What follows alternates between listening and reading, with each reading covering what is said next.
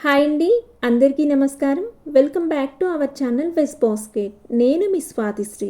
Veg బాస్కెట్లో ఈరోజు నేను వినాయకుని పత్రి పూజలో వాడే 21 రకాల పత్రాలను చూపించి వినాయకునికి ఎంతో ఇష్టమైన రవ్వ ఉండ్రాళ్లను ఏ విధంగా తయారు చేసుకోవాలో తయారు చేసి చూపించబోతున్నాను. భాద్రపద మాసంలో శుద్ధ చవితి రోజు జరుపుకునే వినాయక చవితి రోజున కొత్త మట్టితో తయారు చేసిన మట్టి వినాయకుణ్ణి ఔషధ గుణాలున్న 21 పత్రాలతో నవరాత్రులు పూజించి అనంతరం చెరువులలో నదులలో నిమజ్జనం చేయటం ద్వారా వర్షాకాలంలో నదులలో చెరువులలో చేరిన కొత్త నీటిలోని రోగకారక క్రిములను ఈ ఔషధ గుణాలున్న పత్రాలలోని ఆల్కలాయిడ్స్ నాశనం చేసి నీటిని శుద్ధి చేసి నీటిలోకి ప్రాణవాయువుని విడుదల చేస్తాయి. ఇదే వినాయక చవితి పత్రి పూజ మరియు వినాయకుని నిమజ్జనం వెనుక ఉండే పర్యావరణ పరిరక్షణ రహస్యం. మార్కెట్లో లభించే పత్రిలో అన్ని రకాల పత్రాలు లభించకపోవచ్చండి. ఈ పత్రి సేకరించేటప్పుడు వీటిలో కొన్ని పాలు కారే చెట్లు, కొన్ని ముళ్ళున్న చెట్లు, అలాగే కొన్ని విషపూరితమైన చెట్లు ఉంటాయి. కాబట్టి చాలా జాగ్రత్తగా వ్యవహరించి పత్రి సేకరణ చేయాలండి. పత్రి పూజలో వాడే 21 రకాల పత్రాలలో మొట్టమొదటి పత్రం మాచీ పత్రం. మాచీ పత్రాన్ని వాడుక భాషలో మాసుపత్రి ఆకు అని అంటారు. ఇది చేమంతి జాతికి చెందిన మొక్క. దీని ఆకులు చేమంతి ఆకులు లాగానే ఉండి చాలా సువాసనాభరితంగా ఉంటాయి. ఈ పత్రాలు ఉన్న పరిసరాలలో ఎటువంటి సూక్ష్మజీవులు దరిచేరవు. ఇది చర్మ వ్యాధులను తగ్గిస్తుంది. మాచీపత్రం వాతావరణంలోని వ్యర్థాలను శుద్ధి చేస్తుంది. ఈ ఆకు ఉపయోగించటం వల్ల ఒత్తిడి తగ్గి మానసిక ఉల్లాసాన్ని ఇస్తుంది. వీటిని పువ్వుల మాలల్లో కూడా ఉపయోగిస్తారు. రెండవ పత్రం బృహతి పత్రం. బృహతి పత్రాన్ని వాడుక భాషలో వాకుడాకు అని అంటారు. ఈ పత్రాలు కాయలు ముళ్ళను కలిగి ఉంటాయి. ఇది వంగ జాతికి చెందిన మొక్క. ఈ పత్రాలు వాతావరణంలోని దోమలను దోమగుడ్లను నాశనం చేస్తాయి. వీటి కాయలు చిన్న చిన్న దోసకాయల వలె ఉండి పచ్చిగా ఉన్నప్పుడు కొన్ని ప్రాంతాల వారు వీటిలోని గింజలను తీసివేసి కూరగా వండుకొని తింటారండి. ఇవి పండిన తర్వాత పసుపు రంగులోకి మారిపోతాయి. మూడవ పత్రం బిల్వ పత్రం. బిల్వ పత్రాన్ని వాడుక భాషలో మారేడు ఆకు అని అంటారు. మారేడు వృక్షాన్ని లక్ష్మీ స్వరూపంగా భావిస్తారు. మారేడు పత్రం పరమశివునికి అత్యంత ప్రీతి అయిన పత్రం. మారేడు ఆకు రేడియేషన్ను తగ్గిస్తుంది. నీటిలో ఉన్న కలరా వ్యాధి కారణమైన క్రిములను నశింపచేస్తుంది. అతిసార వ్యాధికి మారేడు పండ్ల రసం చాలా మంచి మందుగా ఉపయోగపడుతుంది. మారేడు ఆకుల రసం చక్కెర వ్యాధి నివారణకు చాలా మంచిది. బిల్వ వృక్షంలో ప్రతి భాగం మానవాళికి మేలు చేసేదే. ఆయుర్వేదంలో వాడు దశమూలములలో వీటి వేరు ఒకటి. నాల్గవ పత్రం దూర్వాయుగ్మం. దూర్వాయుగ్మం అనగా వాడుక భాషలో గరిక అని అర్థం. గరిక వినాయకునికి అత్యంత ఇష్టమైనది. గరికలో తెల్ల గరిక నల్ల గరిక అని 2 రకాలు ఉంటాయి. గరిక నీటిలో ఉన్న ఆమ్లత్వాన్ని తగ్గించి క్షారత్వాన్ని పెంచుతుంది. గ్రహణ సమయంలో వెలువడే చెడు ప్రభావాన్ని అడ్డుకోగల శక్తి గరికకు ఉంది. గరిక రసం గాయాలు త్వరగా మాన్చటంలో అలాగే సెప్టిక్ కాకుండా ఉంచటంలో చాలా బాగా ఉపయోగపడుతుంది. ఐదవ పత్రం దత్తూర పత్రం. దత్తూర పత్రాన్ని వాడుక భాషలో ఉమ్మెత్త ఆకు అని అంటారు. ఉమ్మెత్త కాయలను పాలవెల్లికి కడతారు. ఉమ్మెత్త ఆకులు వాతావరణంలోని బ్యాక్టీరియాను చంపుతాయి. ఉమ్మెత్త ఆకులు ఆస్తమాను తగ్గిస్తాయి. ఊపిరితిత్తుల సంబంధిత సమస్యలను కూడా తగ్గిస్తాయి. ఉమ్మెత్తలో నల్ల ఉమ్మెంత అనే ఇంకొక రకం ఉందండి. అనేక ఔషధ గుణాలు ఉన్న నల్ల ఉమ్మెంతను ఇంటి ముందు దిష్టి తగలకుండా పెంచుకుంటున్నారండి. ఆరవ పత్రం బదరీ పత్రం. బదరీ పత్రాన్ని వాడుక భాషలో రేగి ఆకు అని అంటారు. రేగి చెట్టును సాక్షాత్తు శ్రీమన్నారాయణుని స్వరూపంగా భావిస్తారు. రేగి ఆకులు డయేరియా రాకుండా కాపాడతాయి. ఈ ఆకులు జ్వర సంహారిణిగా ఉపయోగపడతాయి. రేగి ఆకులను మందార ఆకుల వలె శిరోజ సంరక్షణకు ఉపయోగిస్తారు. రేగి పండ్లను పిల్లలకి భోగి పండ్లుగా పోస్తారు. 7వ పత్రం అపామార్గ పత్రం. అపామార్గ పత్రం అనగా వాడుక భాషలో ఉత్తరేణి ఆకు అని అర్థం. ఈ చెట్టు వెంట నడుస్తూ ఉంటే వీటి గింజలు బట్టలకు అంటుకుంటాయి. వీటి కొమ్మలను వేర్లను దంత ధావనానికి ఉపయోగిస్తే దంత సమస్యలు తగ్గుతాయి. వీటి ఆకుల రసం కడుపు నొప్పికి అజీర్తికి మంచి మందుగా ఉపయోగపడుతుంది. వీటి ఆకుల రసం రక్తస్రావం కాకుండా చూస్తుంది. 8వ పత్రం తులసి పత్రం. తులసి చెట్టు శ్రీ మహాలక్ష్మి స్వరూపం. పరమ పవిత్రమైన తులసి ఆకు విష్ణుమూర్తికి ప్రీతికరమైనది. తులసి పత్రాలు దేవతార్చనలో వాడుతారు. పురాణాల ప్రకారం వినాయక చవితి రోజు మాత్రమే వినాయకునిని తులసి ఆకులతో పూజించాలి. మిగతా రోజులలో తులసి ఆకులతో వినాయకునిని పూజించరాదు. తులసి ఆకులు సర్వరోగ నివారిణిగా ఉపయోగపడతాయి. దగ్గు, జలుబు, ఆస్తమాలలో కఫాన్ని తొలగించటంలో ఈ ఆకులు బాగా ఉపయోగపడతాయి. తులసి ఆకులు తినడం వల్ల రక్తం శుద్ధి అవుతుంది. 9వ పత్రం చూతపత్రం. చూతపత్రాన్ని వాడుక భాషలో మామిడి ఆకు అని అంటారు. మామిడి చెట్టును దేవతా వృక్షం అని కూడా అంటారు. ఈ ఆకులకు శుభకార్యాలలో విశిష్ట స్థానం ఉంది. మామిడి తోరణం లేని హైందవ గృహం పండుగ రోజులలో కనిపించదు. మామిడి ఆకులు గాలిలోని వైరస్ను, బ్యాక్టీరియాను చంపుతాయి. గాలిలోని టాక్సిన్స్ను తగ్గిస్తాయి. పచ్చి మామిడికాయలు శరీరంలోని వేడి శాతాన్ని తగ్గిస్తాయి. 10వ పత్రం కరవీర పత్రం. కరవీర పత్రం అనగా వాడుక భాషలో గన్నేరు ఆకు అని అర్థం. వివిధ రంగులలో ఉండే గన్నేరు పువ్వులను పూజకు ఉపయోగిస్తారు.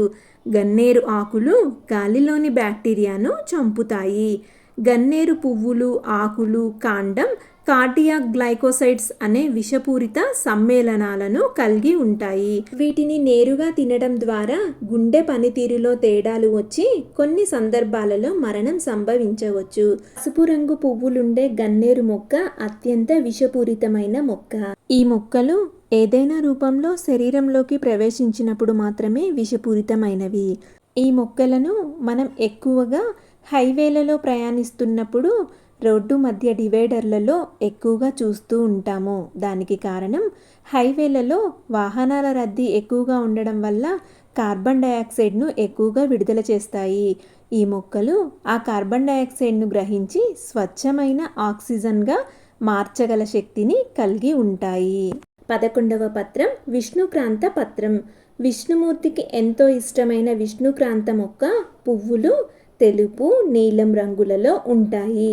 వీటి ఆకులు నరాల శక్తి సామర్థ్యాలను పెంచటానికి ఉపయోగపడతాయి.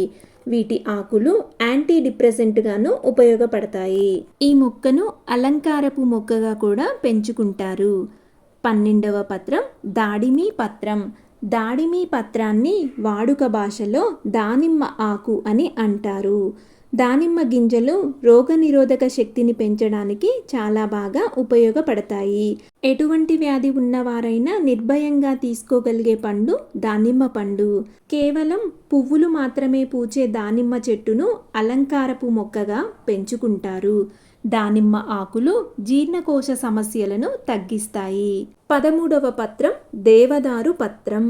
ఈ దేవదారు మొక్కని నేను ఆన్లైన్ నుండి తెప్పించానండి. దేవతలకు అత్యంత ఇష్టమైన పత్రం దేవదారు పత్రం. పార్వతీదేవికి ఎంతో ఇష్టమైన పత్రం ఈ దేవదారు పత్రం. ఇది ఎక్కువగా అడవులలో పెరిగే వృక్షం. హిమాలయాలు లాంటి చల్లని ప్రదేశాలలో ఎక్కువగా పెరుగుతుంది ఈ దేవదారు మొక్క. దేవదారు ఆకులు చర్మ సమస్యలను తగ్గిస్తాయి. దేవదారు ఆకుల తైలం కళ్ళకు చలువ చేస్తుంది. దీనిని అలంకారపు మొక్కగా కూడా పెంచుకుంటారు. 14వ పత్రం మరువక పత్రం. మరువక పత్రాన్ని వాడుక భాషలో మరువం అని అంటారు. వీటి పత్రాలు చిన్నవిగా చాలా సువాసనాభరితంగా ఉంటాయి. మరువాన్ని పువ్వుల మాలల్లో ఎక్కువగా ఉపయోగిస్తారు. వీటి ఆకులు నిద్ర బాగా పట్టడానికి ఉపయోగపడతాయి. 15వ పత్రం సింధువార పత్రం. సింధువార పత్రం అనగా వాడుక భాషలో వావిలి ఆకు అని అర్థం. వావిలి ఆకులు 2 రకాలుగా ఉంటాయి. ఒకటి తెల్ల వావిలి, రెండవది నల్ల వావిలి. వావిలి ఆకులు శరీరంలోని నొప్పులను, వాపులను తగ్గించడంలో చాలా బాగా ఉపయోగపడతాయి. వావిలి చెట్టు కొమ్మలను కొడవలి పిడులకు విశేషంగా ఉపయోగిస్తారు. 16వ పత్రం జాజి పత్రం. జాజి పత్రంలో 2 రకాలు ఉన్నాయి. ఒకటి సన్నజాజి, రెండవది విరజాజి. వీటి పువ్వుల నుండి సుగంధ తైలాన్ని తీస్తారు. సన్నజాజి, విరజాజి పువ్వులు మంచి సువాసనను కలిగి ఉంటాయి. జాజి ఆకులు నీటిలోని, గాలిలోని బ్యాక్టీరియాను తగ్గిస్తాయి. 17వ పత్రం గండకీ పత్రం. గండకీ పత్రం అనగా వాడుక భాషలో దేవకాంచనం అని అర్థం. వీటి పువ్వులు తెలుపు, గులాబీ, లేత పసుపు రంగులలో ఉంటాయి. వీటి పత్రాలు శరీరంలోని ఇన్ఫ్లమేషన్ను తగ్గిస్తాయి. 18వ పత్రం షమీ పత్రం. షమీ పత్రం అనగా వాడుక భాషలో జమ్మి ఆకు అని అర్థం. పాండవులు అరణ్యవాసం వెళ్ళేటప్పుడు వారి ఆయుధాలను వెళ్ళే దారిలో జమ్మి చెట్టు మీద పెట్టి వారు తిరిగి వచ్చే వరకు వాటిని కాపాడమని జమ్మి చెట్టుకు మొక్కి వెళ్తారు. అరణ్యవాసం ముగియగానే విజయదశమి రోజు అదే చెట్టు వద్దకు వెళ్ళి పూజ చేసి ఆయుధాలను తీసుకొని కౌరవుల మీద యుద్ధం చేసి విజయం సాధిస్తారు. అందుకే దసరా రోజు తమకు విజయం చేకూర్చమని జమ్మి చెట్టుకు ప్రత్యేక పూజలు చేస్తారు. ఆయుర్వేదంలో జమ్మి చెట్టు ఆకులు, పువ్వులు, విత్తనాలు, చెట్టు బెరడు అన్నీ ఉపయోగిస్తారు. ఎన్నో వ్యాధులను నయం చేసే గుణములున్న ఈ చెట్టును సురభి బంగారం అని పిలుస్తారు. 19వ పత్రం అశ్వత్థ పత్రం. అశ్వత్థ పత్రం అనగా వాడుక భాషలో రావి ఆకులు అని అర్థం. రావి చెట్టు సాక్షాత్తు శ్రీ మహావిష్ణువు స్వరూపం. తులసి చెట్టు లేని ఇల్లు, వేప చెట్టు లేని వీధి, రావి చెట్టు లేని ఊరు ఉండదన్నది మన పెద్దల మాట. రావి చెట్టు 24 గంటలు ఆక్సిజన్ను విడుదల చేస్తుంది. రావి ఆకులు నెగిటివ్ ఎనర్జీని న్యూట్రలైజ్ చేసి పాజిటివ్ ఎనర్జీగా మారుస్తాయి. అందుకే రావి చెట్టు చుట్టూ ప్రదక్షిణాలు చేయమని అంటారు. 20వ పత్రం అర్జున పత్రం. అర్జున పత్రం అనగా వాడుక భాషలో తెల్ల మద్ది ఆకు అని అర్థం. వీటి కాయలు దాదాపుగా స్టార్ ఫ్రూట్ ఆకారంలో ఉంటాయి. మద్ది ఆకులు క్యాన్సర్ రాకుండా ఉండడానికి ఉపయోగపడతాయి. వీటి ఆకులు మామూలు కణాలు క్యాన్సర్ కణాలుగా మారకుండా చేస్తాయి. 21వ పత్రం అర్కపత్రం.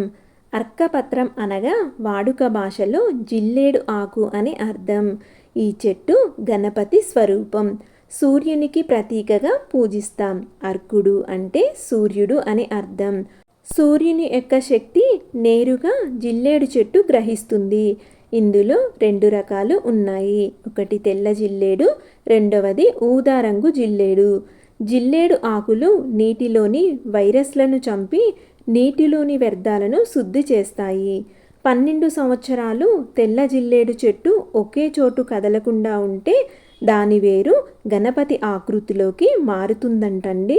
2 రకాల జిల్లేడులలో తెల్ల జిల్లేడు చాలా శ్రేష్టం. ఇప్పుడు వినాయకునికి ఎంతో ఇష్టమైన రవ్వ ఉండ్రాళ్ళను ఏ విధంగా తయారు చేసుకోవాలో తయారు చేసి చూపించబోతున్నాను.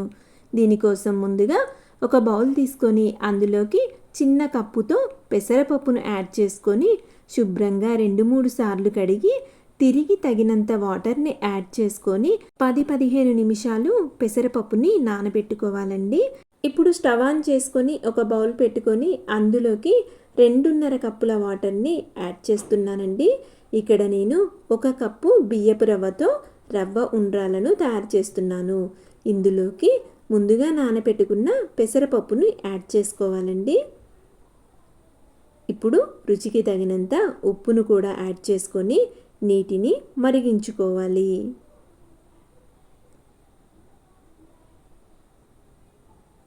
ఇలా నీరు మరుగుతూ ఉన్నప్పుడు మూతను తీసుకొని పైన ఏర్పడ్డ నురగను తీసివేసుకొని 1 కప్పు బియ్యపు రవ్వను యాడ్ చేసుకోవాలండి. బియ్యపు రవ్వను యాడ్ చేసుకున్న తర్వాత బాగా కలుపుకొని మూత పెట్టుకొని మధ్య మధ్యలో కలుపుతూ రవ్వను పూర్తిగా ఉడికించుకోవాలి. ఇక్కడ నేను రెడీమేడ్ రవ్వను తీసుకున్నానండి. చూడండి, ఇక్కడ రవ్వ పూర్తిగా ఉడికిపోయింది. ఒకసారి బాగా కలిసేటట్టు కలుపుకోవాలండి. మీరు తీసుకున్న రవ్వను బట్టి నీటి క్వాంటిటీ అనేది కొద్దిగా అటు ఇటుగా మారుతూ ఉంటుందండి. ఇప్పుడు రవ్వ చల్లార్చడం కోసం ఒక వెడల్పుగా ఉండే ప్లేట్లోకి తీసుకొని రవ్వను చల్లార్చుకోవాలి. రవ్వ చల్లారేలోపు ఒక చిల్లు గిన్నెను తీసుకొని దానికి నెయ్యిని అప్లై చేసుకోవాలండి. నేతిని అప్లై చేసుకోవటం వల్ల రవ్వ ఉండ్రాళ్ళు అంటుకోకుండా ఉంటాయి. చూడండి, ఇక్కడ రవ్వ కొంచెం గోరువెచ్చగా ఉన్నప్పుడే ఒకసారి మళ్ళీ బాగా కలిసేటట్టు కలుపుకోవాలి. ఈ విధంగా కలుపుకున్న తర్వాత కొంచెం కొంచెం రవ్వను చేతిలోకి తీసుకొని మనకి కావాల్సిన సైజులో గుండ్రంగా ఉండ్రాళ్ళలాగా చుట్టుకోవాలండి. చూడండి, ఈ విధంగా తయారు చేసుకొని చిల్లులు గిన్నెలోకి పెట్టుకోవాలి. ఇదే విధంగా మిగతా వాటిని అన్నింటినీ కూడా తయారు చేసుకోవాలి. ఇలా తయారు చేసుకున్న ఉండ్రాళ్ళను ఆవిరి మీద పెట్టుకొని 10 నుంచి 15 నిమిషాలు ఉడికించుకోవాలండి.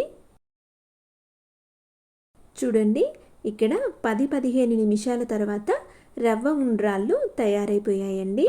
వీడియో నచ్చితే లైక్ చేయండి, షేర్ చేయండి, కమెంట్ చేయండి. ఇటువంటి మరిన్ని వీడియోస్ కోసం నా ఛానల్ను తప్పకుండా సబ్స్క్రైబ్ చేసుకోండి. Thank you for watching.